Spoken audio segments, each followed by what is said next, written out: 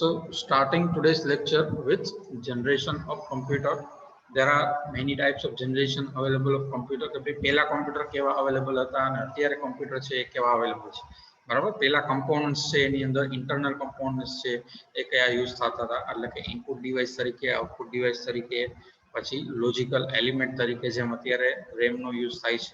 બરાબર, મેમરી તરીકે, તો એ રીતે મેમરી તરીકે કયા component નો use થતો હતો એ આપણે line by line, બરાબર. સ્ટાર્ટિંગ વિથ ફર્સ્ટ જનરેશન જોઈએ. ફર્સ્ટ જનરેશન છે તો that is a era of vacuum tube. એમાં મેઇન લોજિકલ એલિમેન્ટ તરીકે વેક્યુમ ટ્યુબ નો યુઝ થતો હતો. And year is 1945 to 1959. જે ફર્સ્ટ જનરેશન છે એની ડ્યુરેશન છે 1945 ટુ 1959 છે. બટ આમાં તમારે કન્ફ્યુઝ થવાની જરૂર નથી, બરાબર. આ યર છે તમે કોઈ પણ સાઇટમાં અથવા તો કોઈ પણ બીજી બુકમાં જોશો તો અલગ આપેલા હશે, બરાબર. ઘણામાં 1940 થી 1940 થી ચાલુ થતું હોય ફર્સ્ટ જનરેશન, ઘણામાં 1939 થી ચાલુ થતું હોય, બરાબર. આપણે જે મટીરિયલ તમને અત્યારે જોવો છો એમાં 1945 થી ચાલુ થાય છે, તો કન્ફ્યુઝ થવાની જરૂર નથી. According to the books or according to the information અલગ અલગ સાઇટમાં અલગ અલગ એ યર આપેલા છે, બરાબર. તમે કોઈ પણ એપ્રોક્સ આ જે 1940 ટુ 1960 છે એના વચ્ચેની કોઈ પણ ડેટ કદાચ એક્ઝામમાં પૂછાય, બરાબર, તો લખો તો ચાલે. બટ એ વસ્તુ જરૂરી નથી. આપણે અત્યારે જે મેઇન વસ્તુ યાદ રાખવાની છે ધેટ ઇઝ વેક્યુમ ટ્યુબ. કે જે ભાઈ ફર્સ્ટ જનરેશનનો એરા હતો જ્યારે કોમ્પ્યુટર ઇન્વેન્ટ થયા હતા, ત્યારે મેઇન લોજિકલ એલિમેન્ટ તરીકે કયા કમ્પોનન્ટ યુઝ થતો હતો, that is vacuum tube. Vacuum tube એટલે એક પ્રકારની ગ્લાસની ટ્યુબ હોય છે that is surrounding with a vacuum. એમાંથી ઇલેક્ટ્રિક કરંટ પસાર કરવામાં આવે તો ટેમ્પરરી એ ડેટા છે એ સ્ટોર કરવામાં હેલ્પફુલ થાય. ક્લિયર? ફર્સ્ટ જનરેશન કોમ્પ્યુટર હતા that is physically very large machine. Physically very large machine means કે તમે જો તો એક રૂમ આખો હોય 10 બાય 12 નો, તો એવડા મોટા કોમ્પ્યુટર્સ છે પેલા અવેલેબલ હતા, બરાબર. તમે ગૂગલ કરશો, બરાબર, એમાં પણ તમને પિક્ચર્સ છે ફર્સ્ટ જનરેશનના, અથવા તો એકોર્ડિંગ ટુ ધ જનરેશન તમને કોમ્પ્યુટર કેવા હતા અથવા તેની સાઇઝ શું હતી, એના કમ્પોનન્ટની સાઇઝ શું હતી, એ તમને બધું જોવા મળશે, બરાબર. તો એ ફિઝિકલી એકદમ લાર્જ સાઇઝમાં હતા first generation computer. According to that જો ફિઝિકલી લાર્જ હતા એટલે એમાં પાવર, લોટ્સ ઓફ પાવર છે એનો યુઝ થતો હતો, બરાબર. And produce too much heat, બરાબર. વધારે પાવરનો યુઝ થાય એમ કમ્પોનન્ટ છે એ ગરમ થશે, એટલે કે હીટ જનરેટ કરશે. એટલા માટે એ જનરલી એ કોમ્પ્યુટર્સના જે પાર્ટ્સ છે, બરાબર, એ ડેમેજ થતા હતા હીટના કારણે, બરાબર. એનો ડિસએડવાન્ટેજ કહી શકાય, અથવા તો એ અનરિલાયેબલ હતા, બરાબર. ફર્સ્ટ જનરેશન કોમ્પ્યુટર છે એમાં સ્ટોરેજ મીડિયમ તરીકે પંચ કાર્ડ છે એનો યુઝ થતો હતો, બરાબર. પંચ કાર્ડ છે જનરલી ઇનપુટ તરીકે અને એક્સટર્નલી ડેટા છે સ્ટોર કરવા માટે યુઝ થતો હતો. ઇન્ટરનલ સ્ટોરેજ તરીકે રોટેટિંગ મેગ્નેટિક ડ્રમ્સ છે એનો યુઝ થતો હતો. And the programs of first generation is unsophisticated and machine oriented. Totally machine oriented program હતા, બરાબર. કોઈ યુઝર ડિફાઇન પ્રોગ્રામ હતો તો યુઝરે ઇન્વેન્ટ કરેલો એવા નહોતા. જે મશીન લેંગ્વેજ આપણે કહીએ ઝીરોઝ એન્ડ વન્સ, બરાબર. તો મેન્યુઅલી એ રીતે ઝીરોઝ એન્ડ વન્સ ની અંદર જે પ્રોગ્રામ્સ છે, બરાબર, એ જ રીતે મશીન ઇન્સ્ટ્રક્શન છે એ જ રીતે જે ટાસ્ક છે એ પરફોર્મ થતા હતા. એટલે ટોટલી આપણે કહી શકાય કે જે ફર્સ્ટ જનરેશન છે એના જે સોફ્ટવેર તમે કયો અથવા તો પ્રોગ્રામ્સ કયો એ unsophisticated and totally machine oriented, clear હતા. So you just need to know or remember one thing, that is in first generation vacuum tubes are used as a logical element. Clear? કારણ કે અત્યારે જે જૂના બધા component જે use થાય છે, જેમ કે પંચ કાર્ડ છે, રોટેટિંગ મેગ્નેટિક ડ્રમ્સ છે, બરાબર, તો એ કમ્પોનન્ટ આપણે ડિટેલમાં જોવાનું નથી કે એનો યુઝ શું છે, કઈ રીતે વર્ક કરતા હતા, એનું ઇન્ટરનલ ફંક્શન કઈ રીતે હતું. અત્યારના જે લેટેસ્ટ કમ્પોનન્ટ છે, લેટેસ્ટ ડિવાઇસીસ છે, આપણે એ જ સ્ટડી કરવાની છે, ક્લિયર? તો એની ચિંતા કરવાની જરૂર નથી. એક્ઝામમાં તમને જનરેશન ઓફ કોમ્પ્યુટર પૂછાય છે, એમાં તમારે ફર્સ્ટ જનરેશન વેક્યુમ ટ્યુબનો યુઝ થતો હતો. યર તમે યાદ રાખી શકો તો યાદ રાખવાની ટ્રાય કરવાની, ક્લિયર? એમાં પણ તમે એપ્રોક્સ કદાચ 1945 ની જગ્યાએ 1943 લખ્યું હશે તો પણ ચાલશે, ક્લિયર? એવું સ્પેસિફિક નથી કે તમારે 45 થી 59 લખો અથવા તો 40 થી 53 જ લખો, ક્લિયર? તો એટલી વસ્તુ તમે લખી શકો. અને જનરલી જે ડિવાઇસીસ યુઝ થતી, જેમ કે સ્ટોરેજ મીડિયમ તરીકે પંચ કાર્ડનો યુઝ થતો હતો, મેગ્નેટિક ડ્રમ્સનો ઇન્ટરનલ સ્ટોરેજ તરીકે યુઝ થતો હતો. એટલી વસ્તુ યાદ રાખવાની, ખાલી ટ્રાય કરવાની. ઇન ડેપ્થ આપણે સ્ટડી કરવાની જરૂર નથી. ક્લિયર? કારણ કે જનરેશન છે, હિસ્ટ્રી છે, એના પોઈન્ટ્સ ખાલી આપણે યાદ રાખવાના છે. ડિટેલમાં એ સ્ટડી કરવાની રિક્વાયરમેન્ટ હોતી નથી. ક્લિયર? સો ફર્સ્ટ જનરેશનમાં વેક્યુમ ટ્યુબનો યુઝ થતો હતો.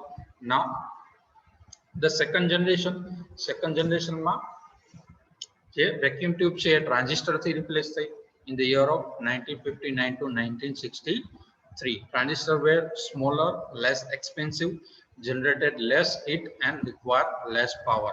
According to the first generation જે વેક્યુમ ટ્યુબ છે, બરાબર, જે જનરલી જે કોમ્પ્યુટર છે એ આખા રૂમ જેવડા મોટા હતા, એટલે કે વેરી લાર્જ, બરાબર, in a shape or require more space.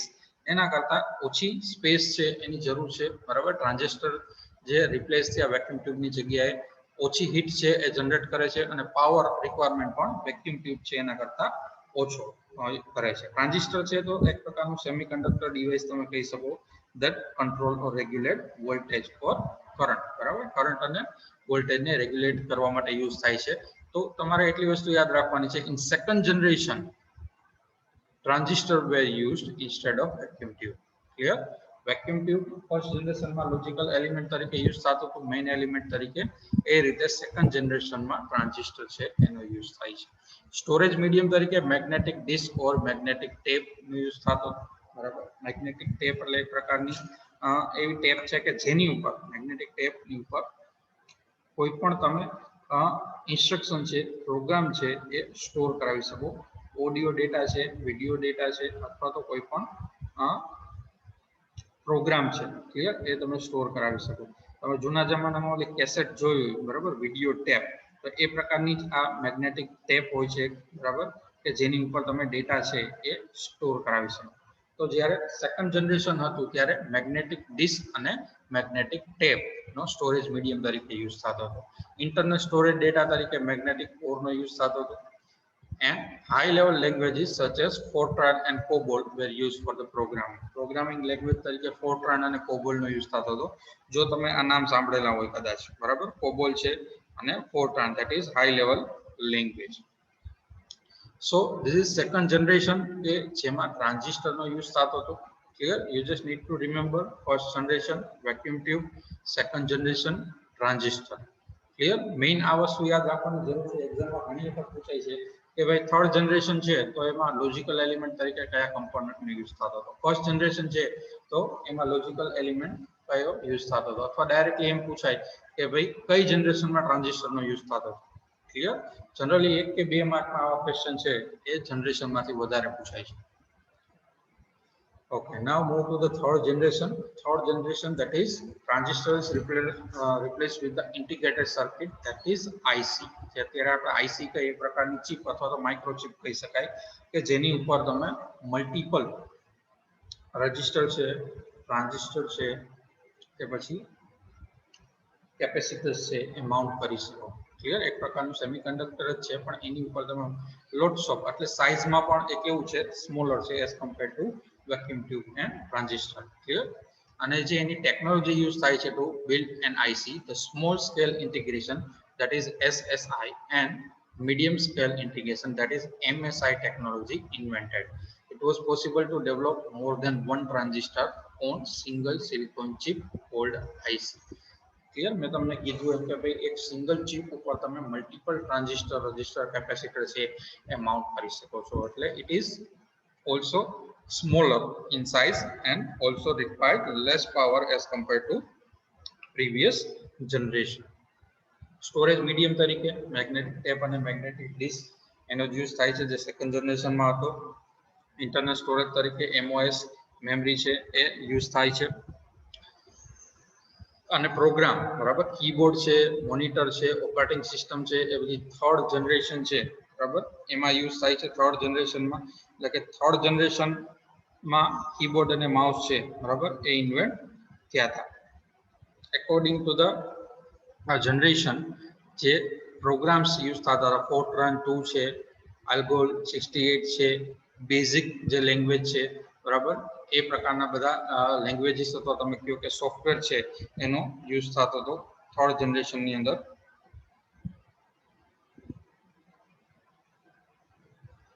So in third generation, IC were invented, or we can say that replace transistor with the IC કે જે સાઇઝમાં સ્મોલર છે, mount multiple transistor or register on a single chip. Clear? તો generally તમારે યાદ રાખવાનું કે third generation છે 1964 to 1971 એમાં ઇન્ટિગ્રેટેડ સર્કિટનો યુઝ થતો હતો, એન્ડ ધ ટેકનોલોજી, બરાબર, જે ટેકનોલોજી ઇન્વેન્ટ થઈ હતી to build an IC, that is SSI and MSI, that is small scale integration and medium scale integration. Clear?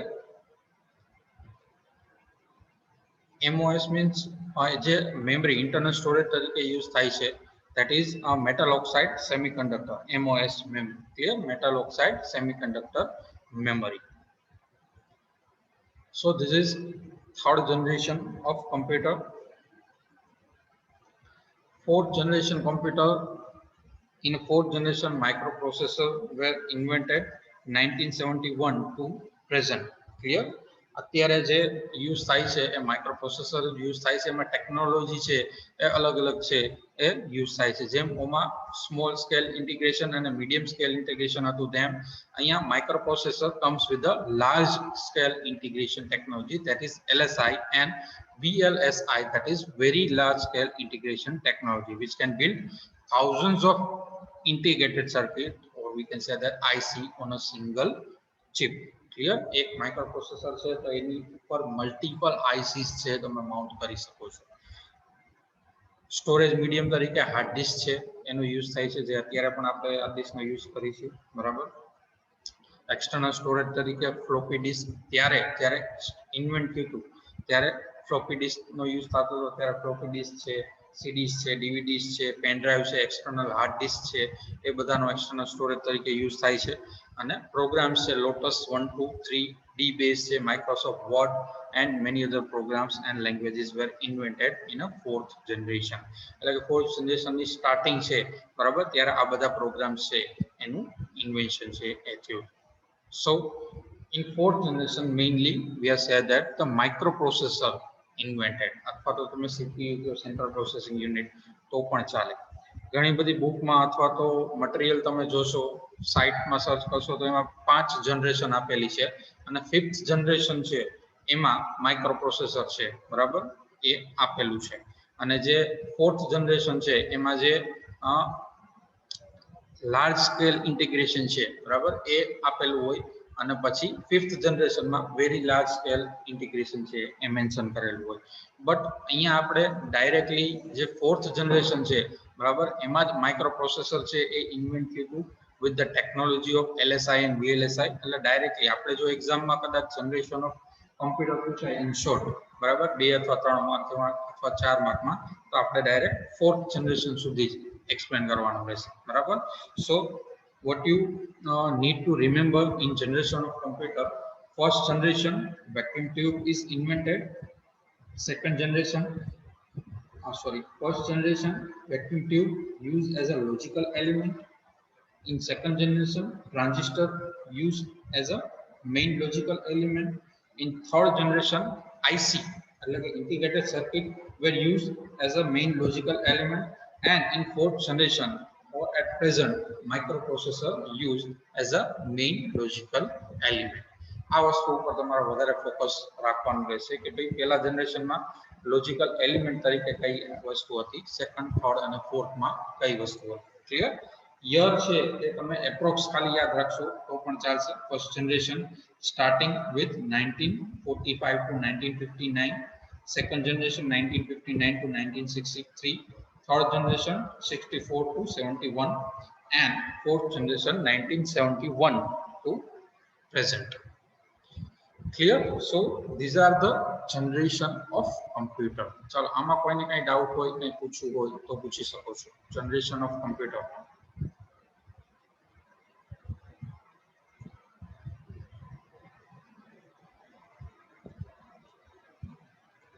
Any doubt regarding generation of computer, student?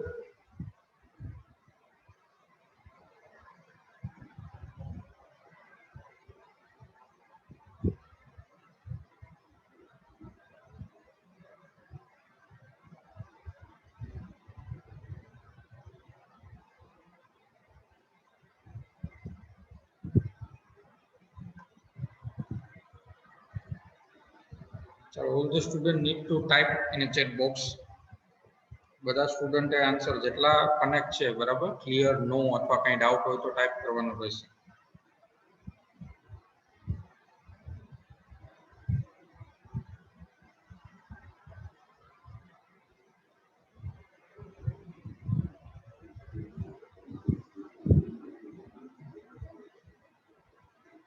Okay, all the student type clear. So we just move forward to next topic, that is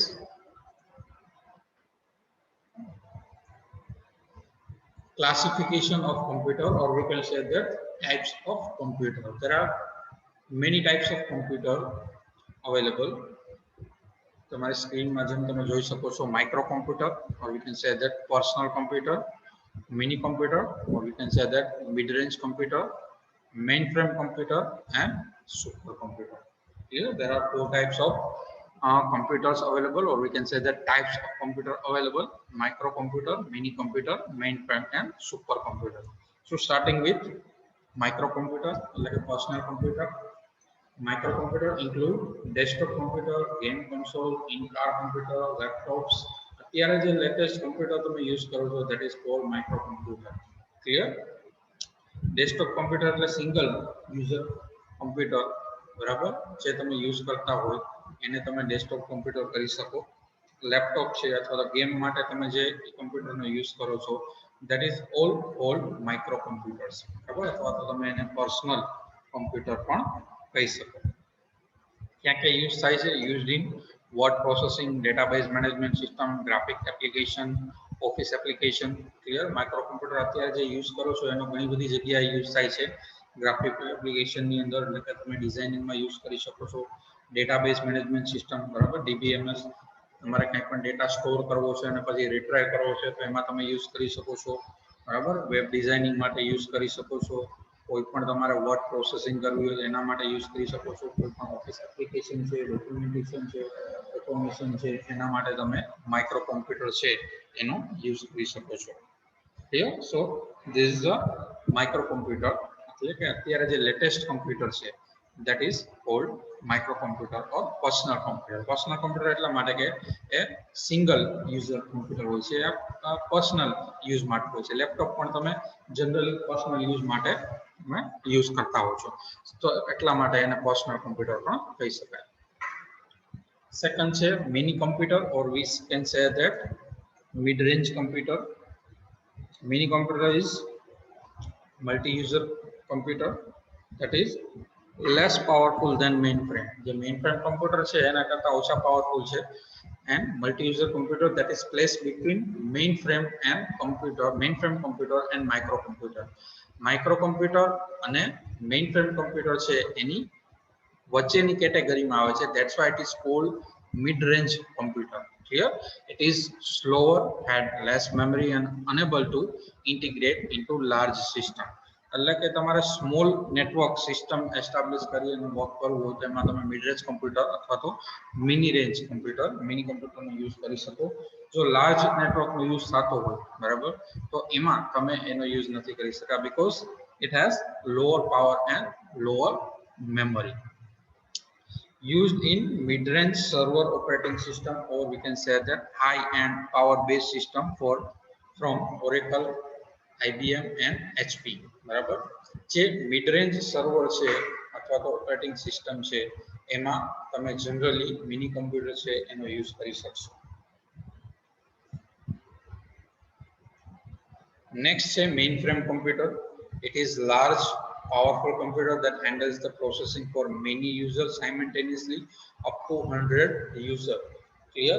જે mini computer હતા એમાં તમે એની range છે અથવા તો એમાં કઈ કે તમે સ્મોલ નેટવર્ક માટે યુઝ કરી શકતા હતા. જો મલ્ટિપલ કોમ્પ્યુટરનું નેટવર્કમાં એસ્ટાબ્લિશ કરવું હોય 100 અથવા એના કરતા વધારે, ક્લિયર, તો તમે મેઇન ફ્રેમ કોમ્પ્યુટર છે એનો યુઝ કરી શકો છો. As compare to mini computer, mainframe computer is very large and powerful and handles processing for many users simultaneously. Simultaneously એટલે એક સાથે ઘણા બધા યુઝર છે એ પ્રોસેસ કરતા હોય છે. જનરલી આપણે 100 યુઝરનું કોઈ નેટવર્ક એસ્ટાબ્લિશ કરેલું હોય અને એનો સેન્ટ્રલી ડેટા સ્ટોર કરેલો હોય તો એક સાથે બરાબર બધા જ યુઝર છે એ ડેટા સ્ટોર પણ કરી શકે અને એક સાથે એક્સેસ પણ કરી શકે. So generally mainframe computer used for bulk data processing quickly. Bulk data એટલે number of data જ્યારે large હોય બરાબર સાઇઝમાં ત્યારે એનું પ્રોસેસિંગ કરવા માટે તમારે mainframe computer છે એનો યુઝ થાય છે. User connect to mainframe using terminal that is also called dumb terminal. હવે dumb terminal કોને કહેવાય? Whenever we are connecting more than one computer or the more than 100 computer in a single centralized system, or we can say that centralized એટલે centrally આપણે ઘણા બધા computer જ્યારે attach કરેલા હોય છે ત્યારે જે મેઇન સર્વર હોય છે બરાબર એ મેઇન સર્વર છે એની અંદર બધી પ્રોસેસિંગ સિસ્ટમ છે હાર્ડ ડિસ્ક છે બરાબર રેમ છે એ ઇન્સ્ટોલ કરેલું હોય છે બટ જ્યારે બીજા બધા કનેક્ટ કરેલા હોય છે કોમ્પ્યુટર એમાં હાર્ડ ડિસ્ક હોતી નથી હાર્ડ ડિસ્ક હોતી નથી મીન્સ કે એક ડેટા છે એ સ્ટોર નહીં કરી શકે એ કોમ્પ્યુટર છે એ રન કઈ રીતે થશે જે સેન્ટ્રલી સર્વર છે એ સર્વર થ્રુ જ એ રન થશે ક્લિયર એટલે જે ઓપરેટિંગ સિસ્ટમ હશે એ સેન્ટ્રલી એક જ જગ્યાએ એક જ સર્વરમાં સ્ટોર છે એટલે કે એક જ જગ્યાએ હાર્ડ ડિસ્ક છે ત્યાંથી જ બધા બીજા ટર્મિનલ છે એની સાથે કનેક્ટ થયેલા એ વર્ક કરશે એટલે મેઇન કોમ્પ્યુટરમાં જે પ્રોગ્રામ છે સોફ્ટવેર છે એ જ પ્રોગ્રામ છે એ બીજા બધા કોમ્પ્યુટર યુઝ કરશે અને જે રીતે કામ કરશે વર્ક કરશે પ્રોસેસ કરશે એ રીતે ડેટા છે એ સેન્ટ્રલી એક જ જગ્યાએ સ્ટોર કરશે એટલે જે બીજા બધા કનેક્ટેડ ટર્મિનલ હશે એને તમે ડમ્પ ટર્મિનલ કહી શકો કારણ કે એમાં કોઈ પણ પ્રકારની ઓપરેટિંગ જે કહી શકો સ્ટોરેજ કરવાની કેપેસિટી એ નહીં હોય ક્લિયર એટલા માટે તમે ટર્મિનલ કહી શકો કે ડાયરેક્ટલી એ ખાલી આ પ્રોસેસિંગ માટે કોઈ પણ એપ્લિકેશન પરફોર્મ કરવા માટે યુઝ થાય છે કે જેની ઇન્સ્ટ્રક્શન છે એ સેન્ટ્રલી સર્વરમાંથી આવે એટલે એ ડેટા જ્યારે એક્સેસ કરવો હશે ત્યારે સર્વરમાંથી કરશે અને સ્ટોર કરવો હશે ત્યારે પણ સર્વરમાંથી કરશે એટલે એ ટર્મિનલની જે પોતાની કોઈ પણ હાર્ડ ડિસ્ક નહીં હોય કે જ્યાં તે એ ડેટા સ્ટોર કરી શકે ક્લિયર તો એ ટર્મિનલને ડમ્પ ટર્મિનલ કહી શકાય mainly used in government institute and large organization or company બરાબર મેઇનલી ક્યાં યુઝ થશે એનો ગવર્મેન્ટ ઇન્સ્ટિટ્યૂટમાં અથવા તો લાર્જ ઓર્ગેનાઇઝેશન જે મલ્ટીનેશનલ કંપની હોય ત્યાં યુઝ થતો હોય જનરલી મલ્ટીનેશનલ કંપનીમાં એ જ રીતે હોય કે ભાઈ તમે જે સિસ્ટમમાં બેઠા હોય વર્ક કરતા હોય એ બધો જ પ્રોગ્રામ છે એ બધું જ જે સોફ્ટવેર છે એ સ્ટોર ક્યાં થયેલું હોય છે સર્વરની અંદર સ્ટોર થયેલું છે એટલે તમે વર્ક કરો છો બરાબર એ ડાયરેક્ટલી સર્વરમાંથી જ એપ્લિકેશન ઉપર કરો છો અને ડેટા ડાયરેક્ટલી સર્વરમાં જ સ્ટોર થાય છે તમે જે સિસ્ટમ પર બેઠા છો ત્યાં કોઈ પણ પ્રકારનો ડેટા છે એ સ્ટોર થતો નથી ક્લિયર જનરલી સિક્યોરિટી માટે સેફટી માટે આ રીતની કંપનીમાં પોલિસી હોય છે બરાબર કે ડમ્પ ટર્મિનલ પર વર્ક કરતા હોય છે એમ્પ્લોય એટલે કોઈ એમ્પ્લોય છે કઈ પણ પ્રકારનો કઈ ડેટા છે બરાબર એ લીક ન થાય કે ભાઈ કોઈ અનઓથોરાઇઝ પર્સન છે એ હાર્ડ ડિસ્ક અથવા પેન ડ્રાઈવમાં કઈ ડેટા છે લઈ જઈ ન શકે ક્લિયર આ થર્ડ પોઈન્ટ જ રિપીટ કરું છું user connect to mainframe using terminal that is also called dump terminal clear a dump terminal નું જ મેં કીધું કે ડમ્પ ટર્મિનલમાં કોઈ પણ પ્રકારની હાર્ડ ડિસ્ક છે એ હોતી નથી બરાબર ઓએસ છે હાર્ડ ડિસ્ક છે એ ઇન્સ્ટોલ થયેલી હોય છે તમારા મેઇન જે સર્વર કોમ્પ્યુટર હોય છે એમાં અને એના થ્રુ તમે બીજા બધા જે કનેક્ટેડ કોમ્પ્યુટર્સ છે બરાબર એમાં છે એ વર્ક કરી શકો છો કોઈ પણ અલગ અલગ એપ્લિકેશન પર તમે યુઝ કરી શકો છો વર્ક કરી શકો છો બટ એ બધું છે એ જે મેઇન કોમ્પ્યુટર છે સર્વર કોમ્પ્યુટર બરાબર એમાંથી એ બધી વસ્તુ તમે એક્સેસ કરી શકો છો અને ડેટા ડાયરેક્ટલી એ સર્વરની અંદર જ સ્ટોર થાય છે ક્લિયર એટલે જે કોમ્પ્યુટરમાં તમે વર્ક કરો છો એ કોમ્પ્યુટરમાં પોતાની હાર્ડ ડિસ્ક હોતી નથી એટલા માટે એને તમે ડમ્પ ટર્મિનલ પણ કહી શકો એમાં તમે કોઈ પણ પ્રકારનો પ્રોગ્રામ અથવા ડેટા છે એ સ્ટોર કરી શકતા નથી ક્લિયર એટલે મેઇનલી મલ્ટીનેશનલ કંપનીમાં અથવા તો ગવર્મેન્ટ ઇન્સ્ટિટ્યૂટ હોય ત્યાં એનો યુઝ થાય છે નેક્સ્ટ છે super computer Supercomputer is like a mainframe computer with high level performance as compared to general purpose computer. Clear? General purpose computer કરતા સુપર કોમ્પ્યુટર છે એની કન્ફિગરેશન પણ હાઈ હોય છે બરાબર mainframe computer જેવું વર્ક કરે છે એટલે કે simultaneously more than 100 user can access and store the data but the configuration required for the supercomputer is very high. શું કામ? કારણ કે સુપર કોમ્પ્યુટર છે that is used in numerical calculation such as weather forecasting, nuclear simulation, climate research, complex scientific competition. Clear? Generally, જ્યારે complex કાંઈ પણ calculation છે અથવા તો વેધર ફોરકાસ્ટિંગ છે, વેધર ફોરકાસ્ટિંગ એટલે તમારે કોઈ પણ એન્વાયરમેન્ટ છે, બરાબર, ક્યાં કેવું એન્વાયરમેન્ટ છે એ બધું તમારે સર્ચ કરવું હોય અથવા તો એ તમારે કેલ્ક્યુલેટ કરવું હોય, બરાબર. ન્યુક્લિયર સિમ્યુલેશન છે અથવા તો આવા કોઈ પણ પ્રકારના હાઈ લેવલ કેલ્ક્યુલેશન છે એ તમારે મેઝર કરવા હોય, બરાબર, ત્યારે સુપર કોમ્પ્યુટરનો યુઝ થાય છે. Super computer measured in floating point operation પર સેકન્ડ એટલે ફ્લોપ્સ છે એમાં એનું મેઝરમેન્ટ થાય છે ઇન્સ્ટેડ ઓફ મિલિયન ઇન્સ્ટ્રક્શન પર સેકન્ડ. ક્લિયર? જે MIPS છે, મિલિયન ઇન્સ્ટ્રક્શન પર સેકન્ડ, એની બદલે ફ્લોપ્સ ની અંદર એટલે કે speed of super computer is measured in floating point operation પર સેકન્ડ. ક્લિયર? વેધર ફોરકાસ્ટિંગ તમારે એન્વાયરમેન્ટ મેઝર કરવું છે, બરાબર, ન્યુક્લિયર સિમ્યુલેશન કંઈ પણ કરવું છે, ક્લાઇમેટ રિસર્ચ કરવું છે, તો આવા બધા કોમ્પ્લેક્સ જે કેલ્ક્યુલેશન છે, કોમ્પ્યુટેશન છે, એના માટે જનરલી સુપર કોમ્પ્યુટર છે એનો યુઝ થતો હોય છે.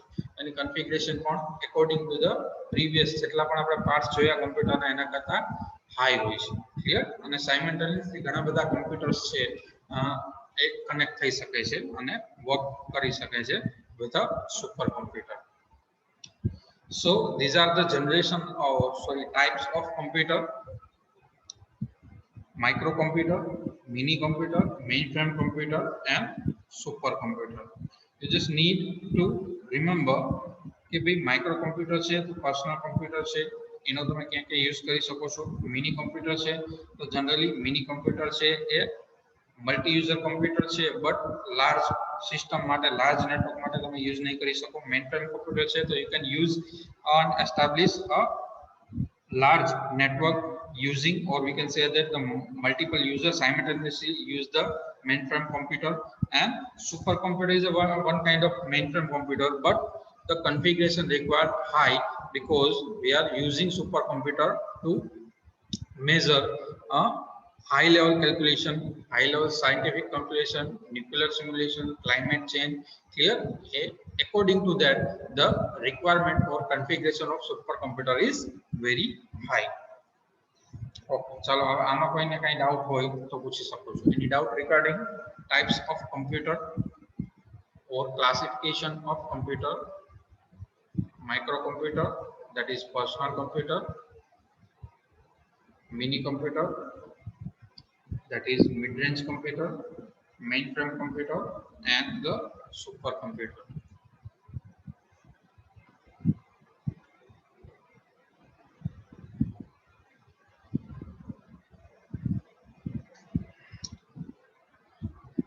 I already sent the material, unit material in your group.